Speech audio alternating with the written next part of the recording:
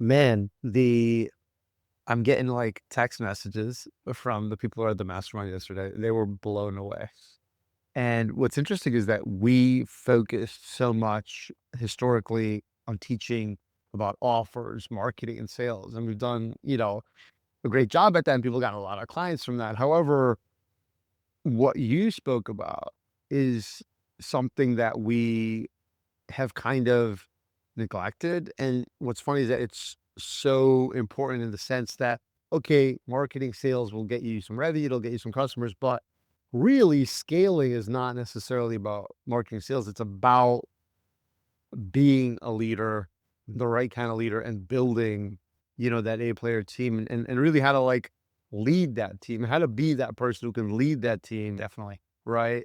And that's what you were talking about. And it's just like, I mean, everybody, including myself, was just like, and I don't know if you noticed this, it probably showed up on camera, but I was like literally a little teary eyed because it was so, for me, it was so like, oh my God, dude, like this is what's been missing.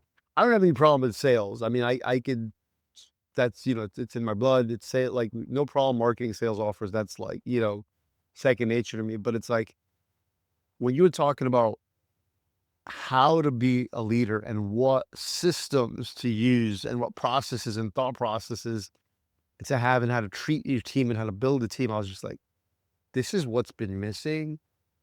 That can even turn someone into like a household name in the sense that not that we're trying to do that from ego, but in the sense that it'll take our mission so much further.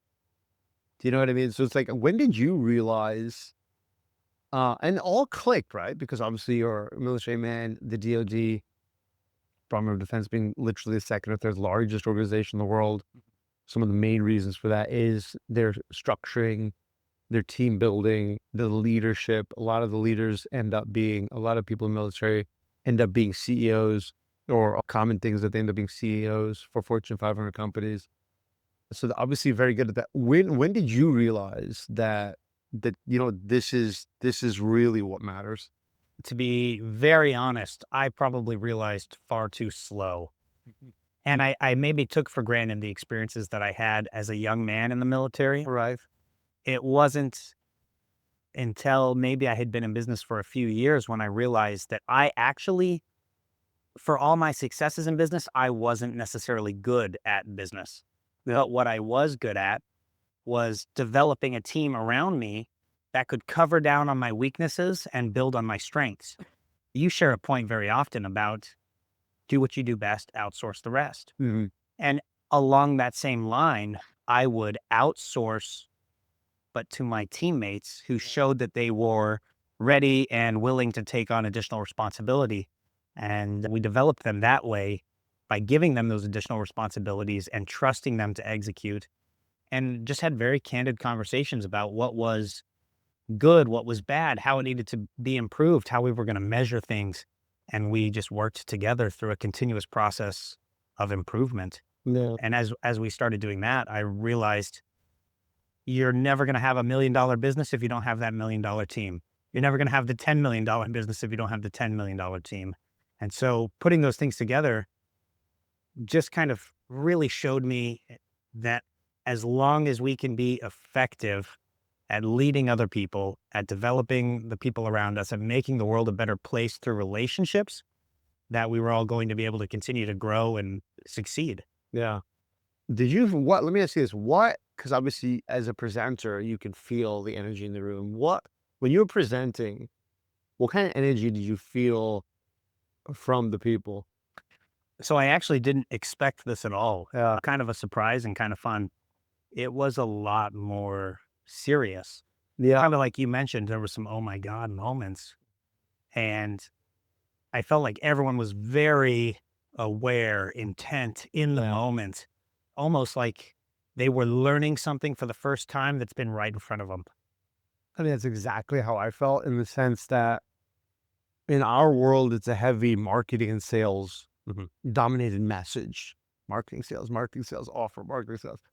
And and to your point, it was serious and almost to the point of like an air of regret that I feel that people had where it's like, oh man, like this makes sense. I should have been focusing on this a while ago. I was like, oh my God, like, yes. It's almost like people are almost in a state of humility where they're just like, yeah, yeah, this is okay. I haven't been a good leader because nobody ever taught me that.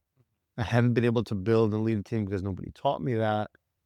And yeah, I think there was a lot of clicks. You could almost hear them. Definitely.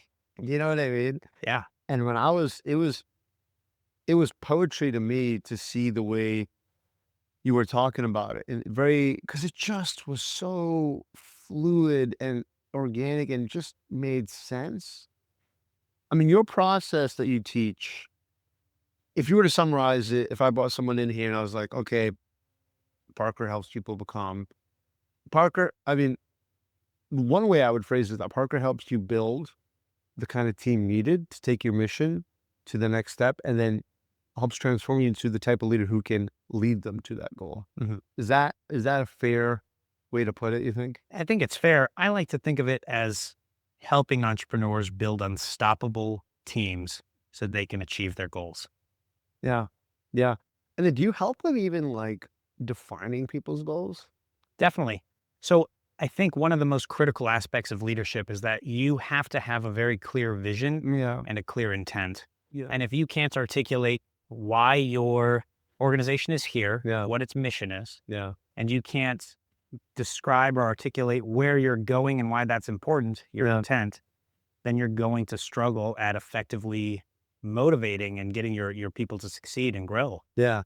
It's funny you say that, man, because I've seen 6-figure, 7-figure, 8-figure, even 9-figure companies get stuck.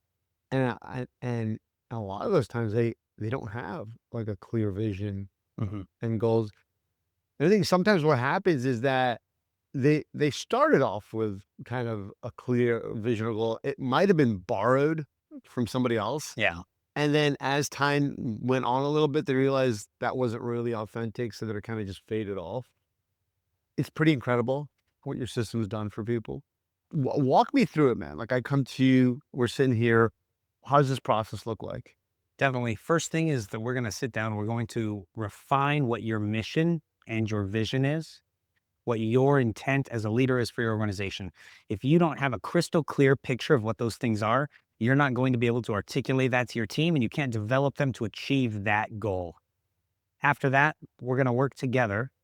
We're going to develop your capabilities as a leader to develop an unstoppable team. At the end of the day, you won't have a team that can help you achieve your goals if you're not willing to put in the time, the effort, and the energy to develop them to be real A players. After we've really honed in and coached you on that aspect, we're going to help coach you on how to keep A team players motivated. If they're not motivated, if they don't feel like they're contributing in a meaningful way, they're going to leave. And we want to help develop teams that are unstoppable. And to have a truly unstoppable team, you're going to have a team that gets along and that works well together. A lot of people have a lot of people come up to me. They're solopreneur. Okay, and they're ready now. They're ready to Rich Dad Poor Dad. They're ready to like make that quantum leap. They want to go from solopreneur to like building a little bit of team. The biggest issue, they have trust issues. They think that nobody can do it better than me. And so that prevents them, the potential ego or what have you, or ignorance prevents them from building out a team. What do you teach or recommend these guys to kind of get over that? Definitely. So that's a very common problem. And actually, every single person that I have ever coached has experienced that pain point. Here's my thought and my recommendation.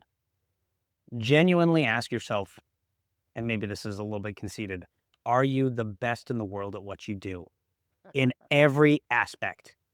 Right? So if it's videography, are you the best video Wow. editor in the world? Wow. And if you're not, there is someone who can do it better than you. Yeah. Now, that aside for a moment, recognize this, that you will hit a cap eventually. You will become the bottleneck to your own growth. And the only way that you're ever going to be able to continue to earn more, whether that's to make more, give more, whether that's to spend more time doing what you love with the people you love, you will become capped because of your workload and because of what that commitment is to you. It's true that no one is going to love your business and dedicate their time, effort, and energy to the same level that you would, but you can coach, you can develop, you can mentor people to raise their level of work to what's necessary for your demands in your business and your organization. And that's where real leadership comes into play. Is there anything in your business that you feel like you're the best in the world at? Yes, there is. I feel like I am the best in the world at developing unstoppable teams. I've done it Mm, many times over now in the wow. military, from small level of leading 3 to 5 soldiers at a time to now leading units of 100 soldiers at a time. No. And this is just a humble brag, sideways brag, maybe. And now that I've addressed it head on, I wholeheartedly believe that this year we're going to win an award called the Hamilton Award. And that award goes to the best field artillery battery in the United States Army. We build effective teams that win. And it's not just in the military. We've done it on the business side too, scaling multiple businesses beyond 7 and 8 figures. Yeah. Speaking of, you're touching upon your military background. I, you have such a fascinating background. Can you share with us, kind of go back to either your youth and from there to how did you get here? It's a pretty remarkable story. Definitely. So I was a child of poverty, and not necessarily the poverty that you see on National Geographic, but the poverty that's very real here in the United States. I was kept up at night because my parents were arguing about what bills they were going to pay. A story that I shared yesterday at your mastermind was that when I was in 8th grade, my 8th grade football coach told me I needed to gain weight and put on some muscle. And I went home and I asked my mom if I could have chicken or meat for dinner because coach said I needed to eat more protein. And she sobbed because all we could afford were baked beans and bulk rice. And we were eating rice and beans for dinner most nights. When I joined the army, that was one, it was a true desire to serve in a patriotic manner, but it was also my avenue of escape from poverty, right? I got 3 square meals a day. I had a roof over my head. I had, healthcare and all the things that we think of, very normal for humans to have. And I thought I was living on top of the world for that, $20,000 a year that I was making at that point. And as I traveled through the military around the world, and I was very blessed in doing that. I got to be in Europe, I got to be in Asia. I started seeing and becoming exposed to what was actually possible and what different levels of wealth and socioeconomic status looked like. And I started to become obsessed with human performance. And I started researching how people find success. What are people doing to be successful? Where does money come from? How is value created? And I realized something that was kind of shocking to me. These people weren't smarter than me. They weren't more lucky than me. At the end of the day, they just had a different set of tools that I wasn't aware of existing. And as I kind of came closer and closer to what those tools were and what those processes were and those systems were, I started to learn and implement those alongside my experiences from military leadership and business school. And I found that I began to have a lot of success when I emphasized, especially the team development systems and structures that I teach.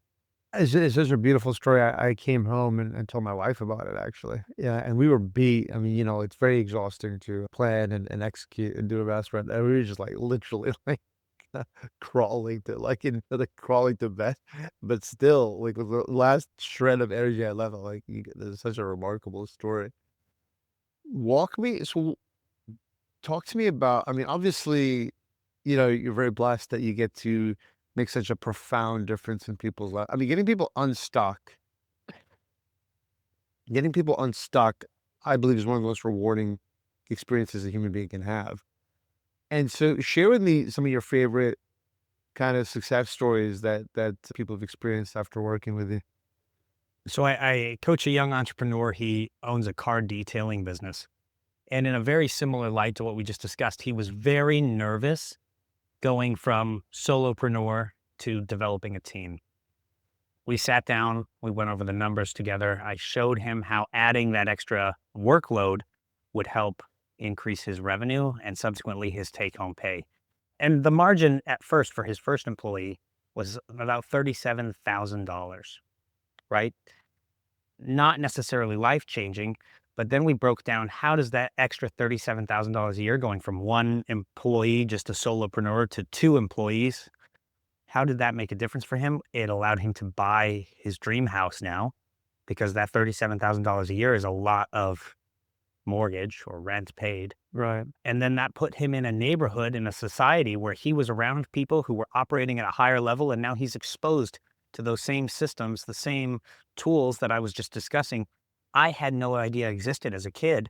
Now other people get to be blessed by that same mindset, that same ability to learn just because they put in the effort to add that second employee, Yeah. grow the organization, grow where they can be, Yeah. grow the circle from who they can learn from. Right. And so that's a powerful one. Is there any other ones that come to your mind Yeah, some of the that mean a lot to you? so so ones like that are really interesting to me. Yeah. And they're not necessarily the biggest wins, Right. right? Like we said, $37,000 probably isn't life changing.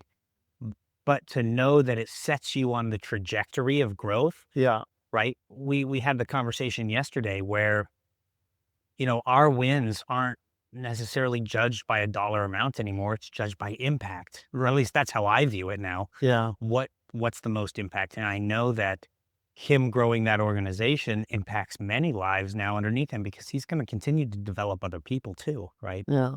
Another one that's really interesting to me, I have a very good friend who does a home inspections business.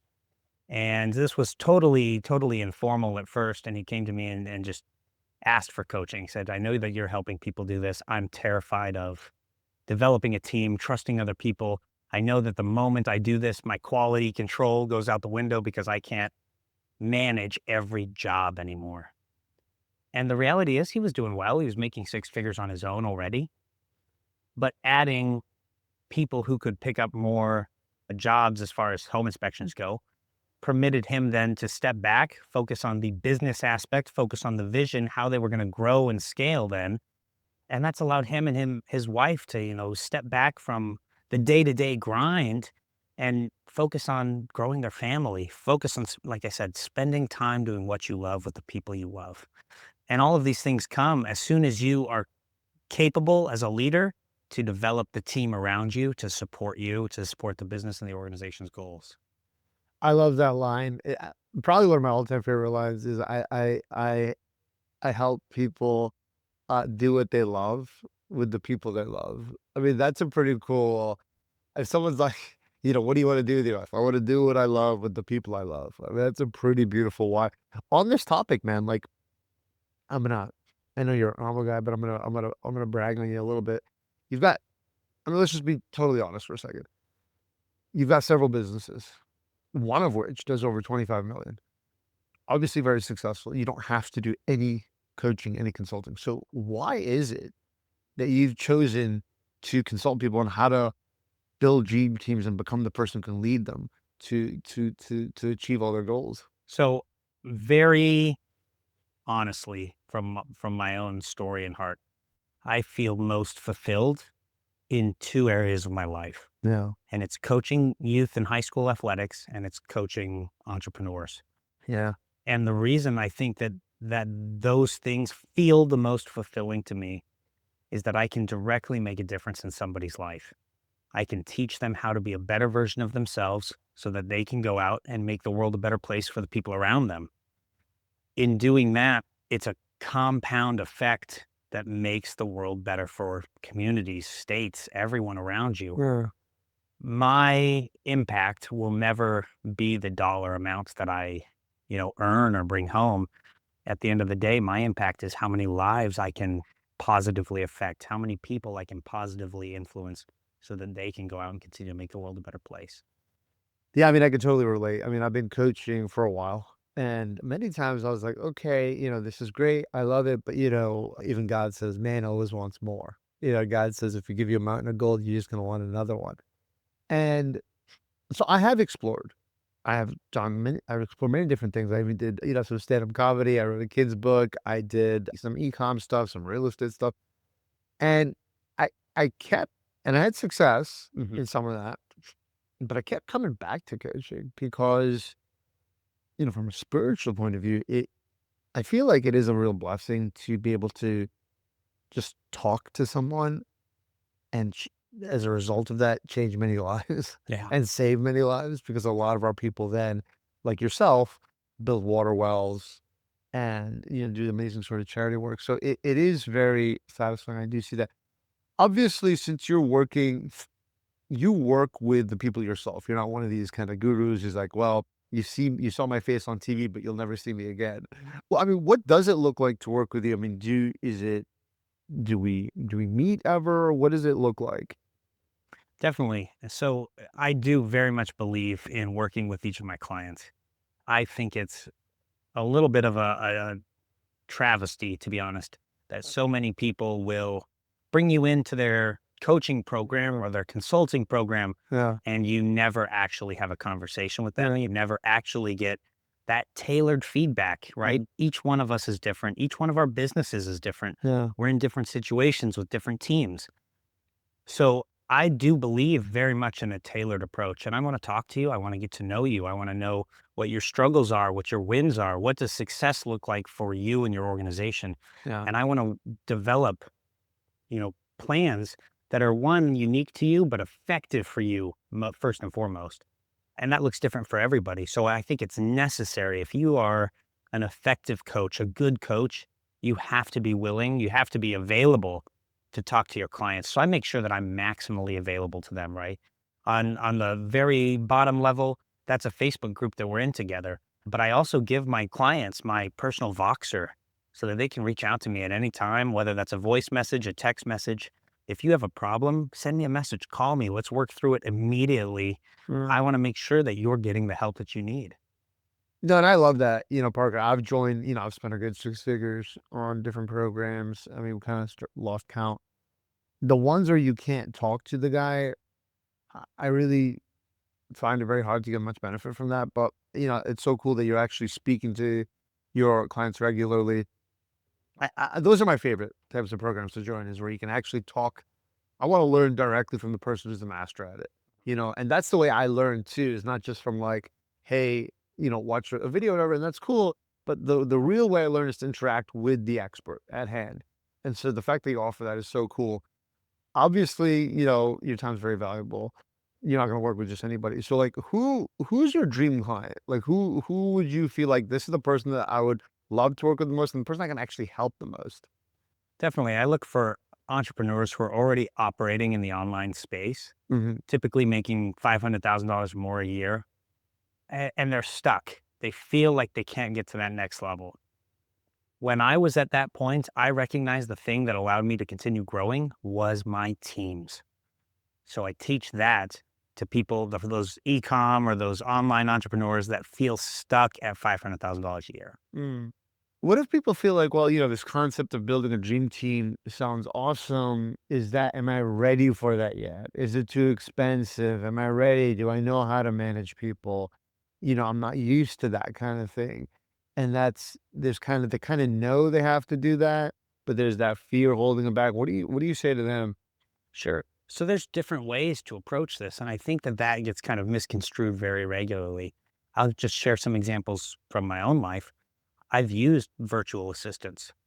I've hired primarily college students, even high school students. You can I don't necessarily believe in the idea that we only hire A team players. I hire people that are a cultural fit and I develop them to be an A team player. And in doing that, I think you actually save a lot of money and it's not such a expensive and tedious goal that people think it might be on the surface level.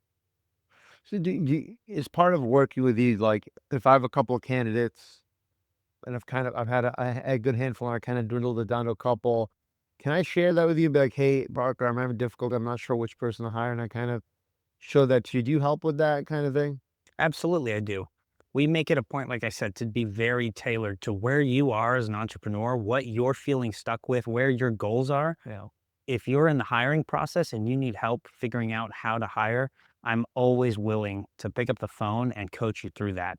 I think a lot of the people get hung up on Do I hire someone who's a very valuable player? I mean, they're really talented. They know what they're doing. They're great at overcoming objections. They can make the sale and they're a horrible fit for your business. Or someone who's a really fantastic cultural fit, who gets along well, who's very trustworthy, but they don't necessarily have those same skills. In my mind, I'm always going to choose the person that's going to be a great cultural fit because we can teach, we can coach, we can develop those skills. It's interesting. I mean, to be vulnerable a bit, I can really relate to a lot of people come up to me and they're not clear on their mission anymore, or their, what is their purpose in this world? What is their goal now with this business? It's a very real topic and a very confronting topic. And I'm really happy. I think it's really appealing that you actually, I think that's one of the first things you help people achieve is that, hey, let's get crystal clear on your mission in this world that you're using with the company. And it's something that not just a slogan, but is attached to the heart.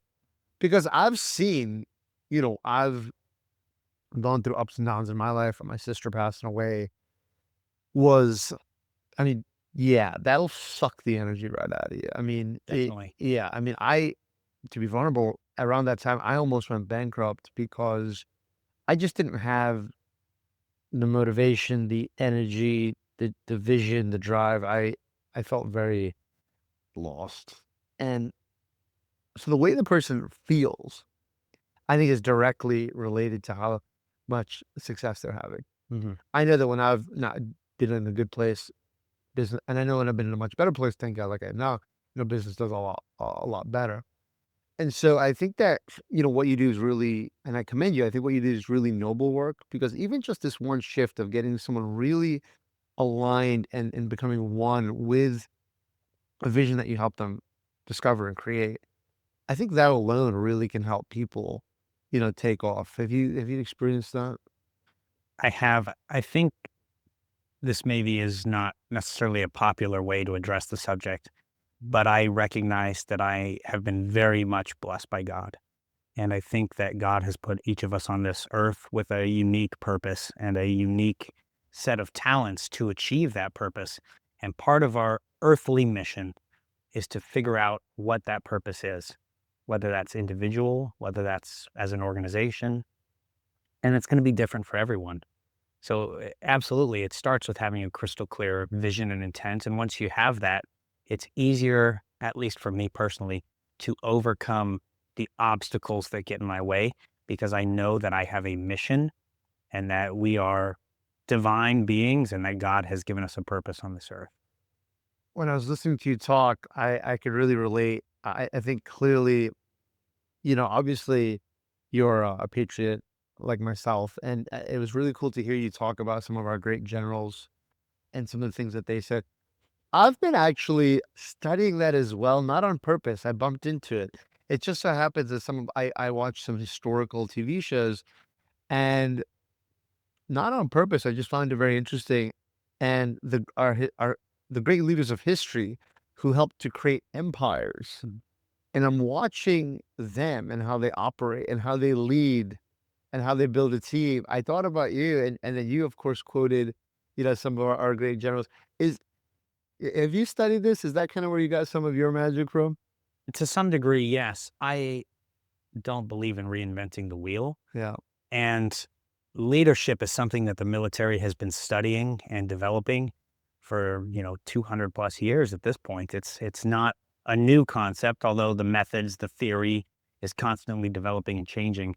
But I think that there's a lot that we can learn from the people who have come before us. And similarly in business, we take concepts that work, and if they're not, then we change them, we adapt them, and we grow.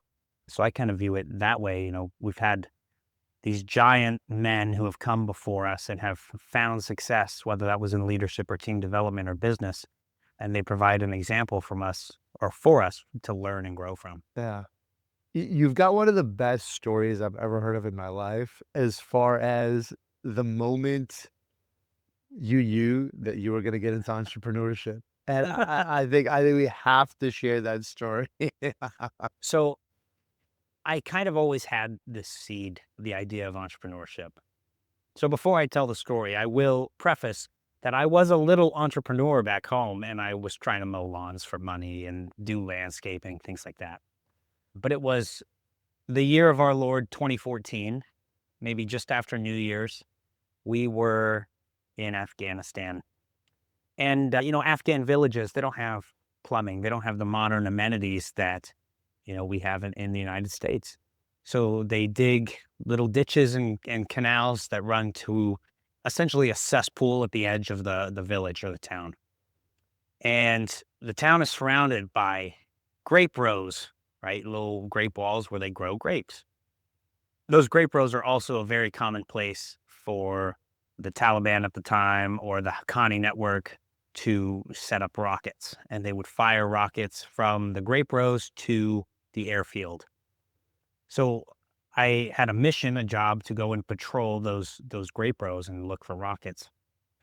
And one mission required me to walk over this mud bridge to get to the grape rows, and the mud bridge went over that cesspool on the edge of town.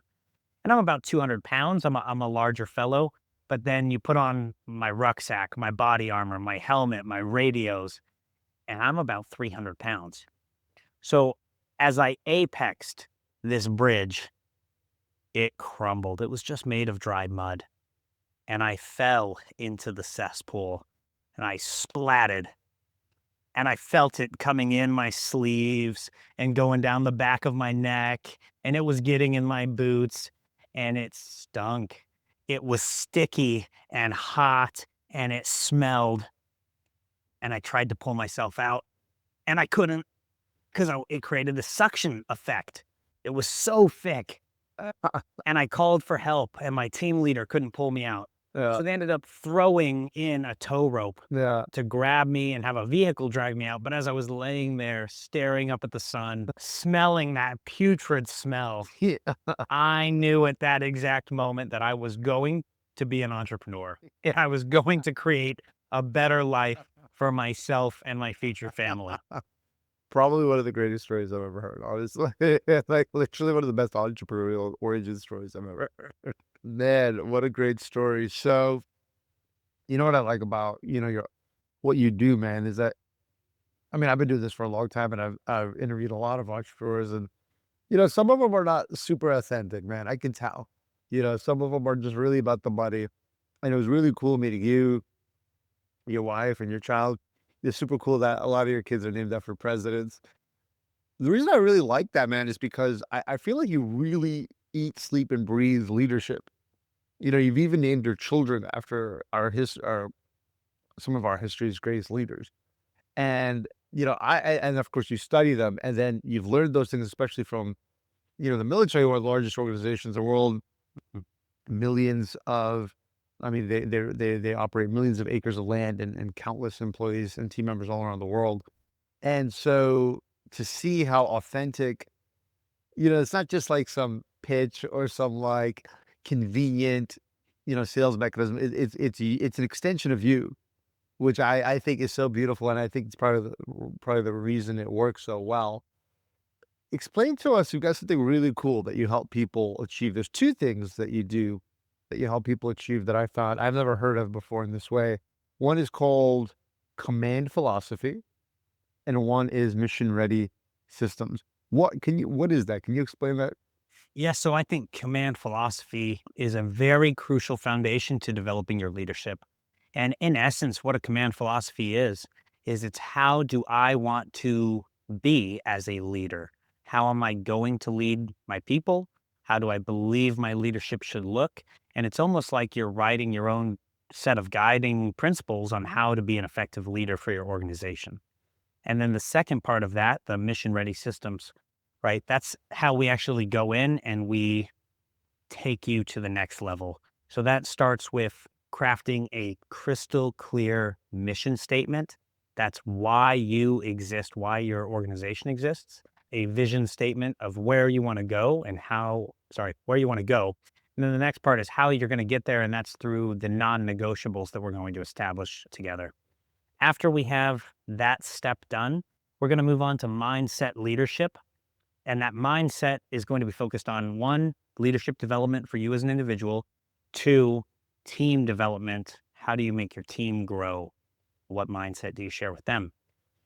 After we've had those two things done, we move into how to hire or develop your A players. When we've covered that base, and all throughout this, by the way, we're getting special tools at every step, right? We move into how you develop those unstoppable teams, right? If we focused on the players already, we put them together into an unstoppable team.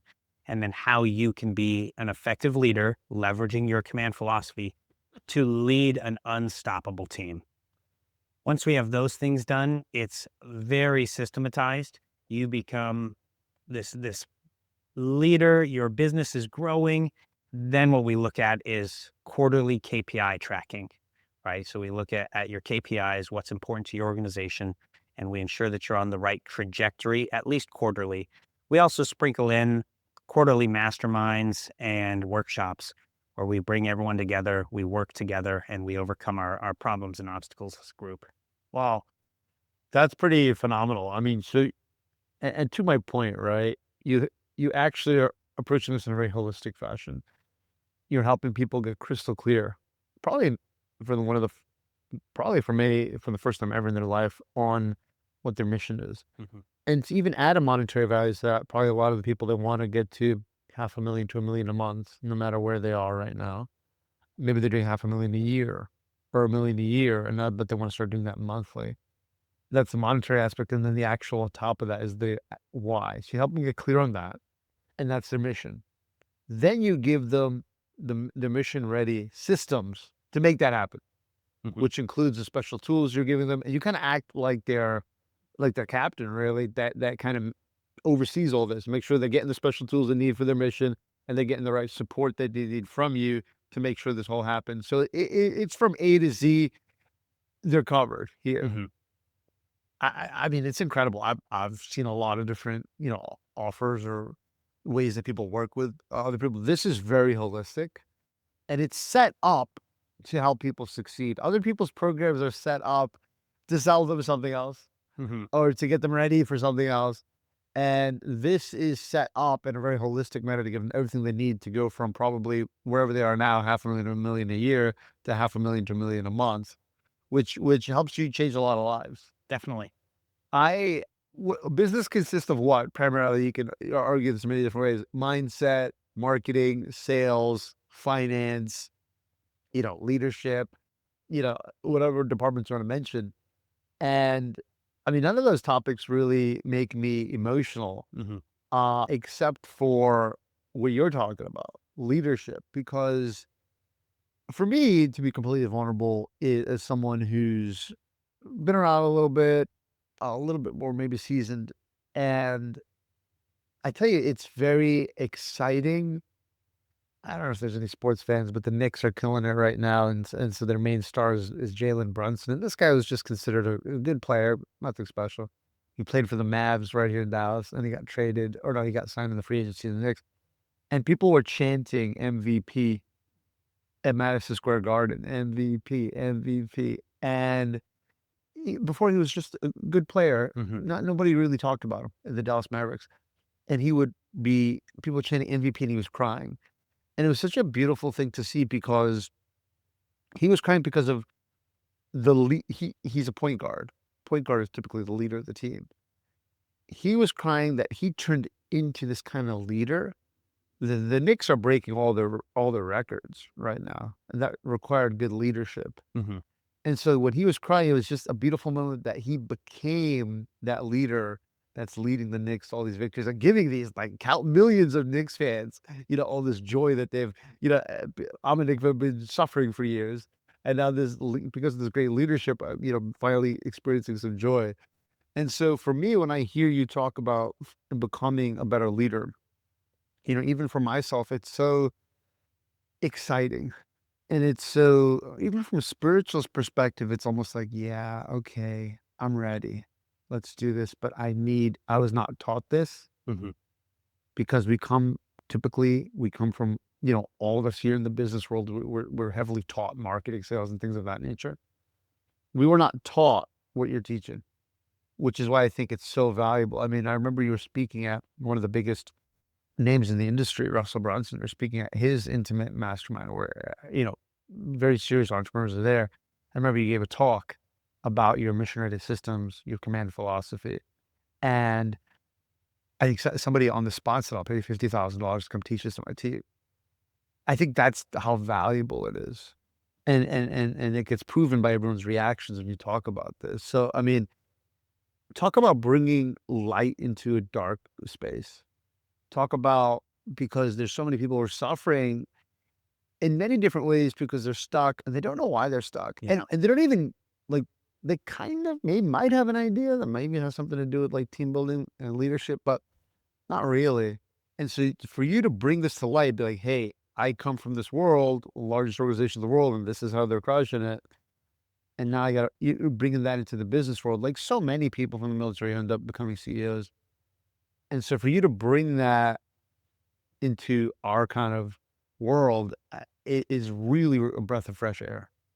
And, out of all the interviews I've done, I've never seen anyone bring a breath of fresh air into this online business world like in the way that you have. So I really, commend you on that.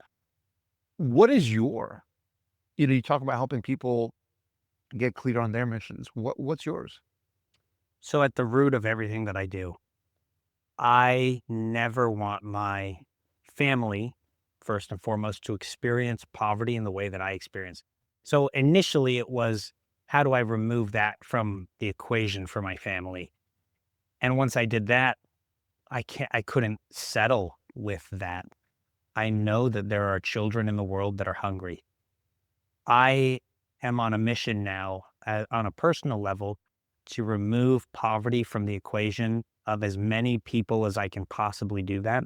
And I know that the best means and method that I have available to me to help eradicate poverty is by coaching and helping these entrepreneurs on how they can eradicate poverty and remove it from their circles. And the more I can influence people to do that, it's a trickle down effect, right? Yeah. The more people we help, the more people they can help. And then subsequently, we've removed poverty for a lot of people's lives. And that's what I'm trying to do. And 100%. And it's totally realistic and it's happening now. I mean, look, let's just take one company, for example. You help one company go from 500,000 a year to 500,000 a month. Well, now they need to hire 8 people. Those 8 people, maybe they were not doing so well. Maybe now they're doing better. I mean, dude, like the number one, it goes pretty deep. One of the top divorce rate is disgusting. It's over 50%. It's an epidemic that I don't know why no one talks about. It's more of a joke. People joke about it more than anything. And it's not really funny. It's an epidemic. One of the main because it hurts a lot of lives. Absolutely. One of the main reasons people get divorced is because of problems with finances. And you're actually helping. Like you're actually helping to less people to get divorced. You're bringing just by helping. There's some of these guys that drive me crazy. Like, oh, you guys talking about like making more money and money, money, money, capitalism. Like, capitalism's evil. I'm like, oh my god, dude. Look, what don't you understand though? Like, if we're helping people make more money, do you have any idea what that ripple effect is? There are more people eating. There are more people, less people getting divorced. Now kids are not becoming drug addicts and going to therapies and all this Yeah. and that. I mean, on and on and on and on. And but now people in third world countries are not dying from starvation or water because those people are making more money because they can build those wells and things of that nature. And you're talking about, capitalism is evil. It's in fact the exact opposite. And you're just helping people do more of it. And so Parker, if you could share that, one thing that even I just like burst out clapping when you're talking is talk about how you're the one that broke through and that you're the one, one of the things like it's not your fault if you grew up poor, but you're the one who made that change in your family. Yeah. You remember that? Yeah. So, like you were just saying, it's not your fault if you grow up poor, right? It is your fault if you stay poor. Mm, We all are dealt a hand of cards, and honestly, you can't influence how you're dealt, but you can influence how you play the hand. At one of my most favorite public speakers and has a great podcast, he teaches this concept of being the one, and it's the one for your family. He teaches every family that's ever come through the United States has experienced poverty at some point, debt, no income, not enough food on the table until the one person in that family breaks that chain. And for me, for my family, I was the one. I'm the one that got us out of poverty. I'm the one that gave us the experiences that we weren't able to have anymore, or that we weren't able to have when we were young. Now we can have them. And ultimately, being the one, I want to help more ones find their way to lift those families out of poverty, to give kids the experiences they weren't able to have. It's not easy or cheap to raise a family now. And you think about even things like youth sports cost several $100s a season, so it's like in my neighborhood soccer, they pan out the pamphlets, and for your kid to play spring soccer, Yeah. that's $500. Easy. And if Not to you mention uniforms and the cleats and all that stuff. yeah, if you can't afford that, right, your kids miss out on those Yeah. opportunities to grow and develop. I'm the one that made it so my kids will never miss out on those opportunities. And I want to help more people be the one for their family. You know, it's just too powerful in the sense that I I mean, I'll get vulnerable with you. It's kind of private, but I think it's helpful. I have family, friends. I have friends who I grew up with, family I grew up with who their parents, might have gone through some financial difficulties and they were told no. Like, no, we can't go to bowling. Mhm. No, we can't. No, we're at the grocery store. No, put that candy down. We're not gonna buy that. And I've seen that have a unfortunate trickle effect, Yeah. where now I see with their kids, they now have the scarcity mindset where now with their kids, they say, "No, we're not going bowling. No, put down the candy." And I feel so sad when I see that, is they didn't have that mind shift. They grew up in that kind of scarcity, and now they've carried that on, and now their kids are experiencing that, and if you part of your mission is to stop that. I mean, dude, what else do we want? What else do we want but to give the kids a better life and to give them more opportunities? I and to your point, like, I'm so glad that you work on people's mindset too, because there's a lot of people have a lot of mind trash. Yeah. I was blessed, to be honest, dude. Like, my parents, I grew up kind of middle class. There were times in my family who had some severe struggles. When they were in business, they went through some severe struggles. Some of the things went out of business. I grew up witnessing that, stores going out of business. But my parents, they hid it from me. Truthfully, I knew, but they never made me feel it. To illustrate that, a lot of my cousins went on this like Africa trip one year. Mhm. And my parents didn't send us. They didn't say, they just said, "We wanna spend the summer with you. Don't go away. We wanna spend the time with you." And it was, "Okay." You know, years later, I heard my mom talking to someone else, like 10 to 15 years later when I was like an adult. I heard my mom talking to someone and said, "Yeah, we just couldn't afford to send our kids on a trip." Yeah. And and to prove like how much they protected me when I was a youth, I remember just feeling like somebody punched me in the gut. I was like, I almost was like, shriveled, Yeah. like fetal position. Like, Reality. what? It's like, what do you mean you couldn't afford? Like, I didn't. They hit a lot of that stuff, when they were struggling, and so now, I mean, not everyone has that kind of mindset, and you're helping people to develop a higher mindset. I mean, look, dude, we all know this whole game is 90% mental, and that people have mind trash on different levels, whether they're stuck at six figures or seven figures or beyond. Yeah. People think that they still have what I call mind trash. And so you're helping them with that, and so, man, it's really incredible what you do. I just think that, if anyone is stuck, they need to look at command philosophy and mission-ready systems. This is like you said, man, why reinvent the wheel? Yeah. It's proven what works. Let's just take that let's just take that success and bring it over, and you kinda act like the bridge for that, from your military success and bringing that into the entrepreneurial world. I think is really incredible. I mean, did you ever imagine that this is what you'd be doing? No, to be completely honest, again, maybe very vulnerable. I didn't recognize until I was an adult the things that were even possible in this world. I thought the only way that I was ever going to make it out of the house was by playing football and getting a scholarship and going to college. and I broke my back in high school and I wasn't able to continue playing football. So until I joined the army and I got to travel and see more of the world, and I just didn't even know what the realm of possibilities looked like. And so the more that I grow and the more that I see is real and able to be achieved, the more I'm inspired to help myself grow, but also help others grow. Yeah. Why? Why? I mean, look, in order to win, you need missionary systems, command philosophy, build a great team, have clear vision. Mhm. Why are people not accomplishing this? Well, I think there's a couple reasons. The most common one, right?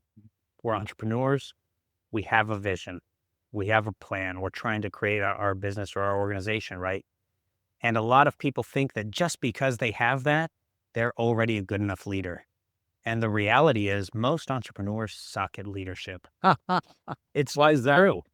Like you mentioned before, it's the thing that no one ever taught us. You focus so much on your KPIs, you focus so much on your marketing sales copy or the offer that you're creating and putting forward. No one ever teaches you how to, one, develop yourself to a point where you can hire and lead and teach a team how to be successful. And even if you get to the point where you are hiring people, no one's taught you how to make that team, not a bunch of individual players, but a cohesive unit that works together, that drives the organization forward, right? The thing that makes me the most successful is that I have a team and that team all knows where we're headed so they can take action in my absence. They don't have to come and ask me for permission to do everything. They know what their limits are. They know that as long as they operate in that space between their limits, they are free to take whatever actions necessary to achieve our goals. Mm. I think a lot of entrepreneurs just miss out on that concept because they already have it in their head that they're a good leader because they have a vision. The problem is the team around you doesn't know what's in your head, right? Communication becomes a very big aspect of how to do all of these things in our mission ready systems. Yeah. I think it's so great you can hear your son. And I think that's so great.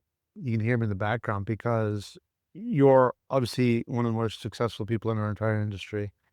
Yet you put God first, you put family first. And I've seen other people who are like, they've got this distorted reality of no, no, no, separate business, like from this is business. There's a couple of times I've been wanting to bring, I have a local person here, friend who is in business and I help him out a little bit. And sometimes I see his daughter or something like, oh, Dad, can I come with you? We'll be going on like a little local business trip. I said, no, no, no, business. Meanwhile, I got my kid with me. And so I think it's great that, you have that balancing and that you've not isolated the things because, clearly there's plenty of room for God and family in your missionary statements, in your command philosophy. Definitely. I recognize that none of my successes exist in a vacuum, right? Mm. Everything contributes to the greater picture or the whole. My family was my why. They're why I got started. And to be honest, I think I've told you this before. I made no money for years in e-commerce. And it wasn't until we found out that my wife was pregnant with our first child that things finally came together and we finally started making money. And I think what that was, if I'm just being very honest, was I had been trying to hit everything out of the park. I was trying to make money quick, make money fast, huge offers. I made nothing. And when I had the experience of my wife telling me that she was pregnant and that we were going to have our first child, I realized something clicked in my mind that I had to provide for another mouth. And all of a sudden, everything was very real. There was a lot more gravity to the situation. So I stopped focusing on hitting everything out of the park. I started focusing on what makes a difference, what moves the needle for me today. And I just did that enough days in a row where I think everything finally worked. And all of a sudden, we were wildly profitable. Uh, I couldn't have had that shift or that growth. I wouldn't have experienced that if it wasn't for my family. So I attribute a lot of my successes in business to the fact that I have a family and that the family is my why and it's the driving force behind me as an individual. So the second aspect of this was God. And, everyone has their own struggles between God or religion. I've always tried to recognize that I've been very blessed and express my gratitude for that. I have a friend named Morgan Steers, and I took him to Brunson's Mastermind a couple months ago with me. And while he was there, he made an observation to me, and he said, "Parker, every single person here has thanked God. Mm. Every single person here has recognized or said that God has played a role in their success, in their life, and their blessings." Morgan is not necessarily an atheist, but he's agnostic, I think is maybe the right term. But he's realizing now Huh. that there is something to the fact of recognizing a higher power in your life and the blessings that you receive from that. Yeah. And when he's telling me this, that he's having this observation and this realization, it was like a light bulb went off in my head. I said, none of us are doing this by ourselves. Yeah. All of us have struggles and we all have to find ways to overcome that struggle. But at the end of the day, God is the one who is the most powerful. God is the one who is giving us the blessings that we experience, the ways to grow, the ways to develop.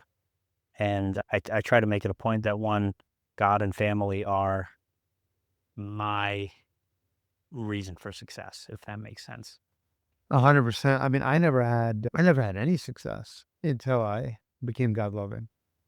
And so I definitely recognize that. And I think it's really cool that you brought your friend to this and that he could, you could see that because I think that some people have misconceptions about God. Some people, I was right out here. These guys are door to door, kind of door to door, not door to door knocking. They're doing door to door praying. And they're like, "Can we pray for him?" Like, sure. We started talking about, religion a little bit. And they're like, "Yeah, God doesn't really want, God says if you make a lot of money, you're going to have, enemies and you're going to have, your friends are going to leave you and you're going to struggle a lot." And I was like, I think you've really misunderstood, the scriptures here. They feel that, you know, business and God are two different things, separation of, church and state kind of deal. Whereas like business got two separate things and they actually, they're kind of like oil and water. It's like, well, sometimes you have to be a little ungodly to win in business, especially around the world that this is the reputation. They feel that business is a little crooked. And it's crazy because to your point, it's not oil and water. It's actually one, and actually the way to win in business is through understanding God and loving God. And actually God teaches you how to excel in business.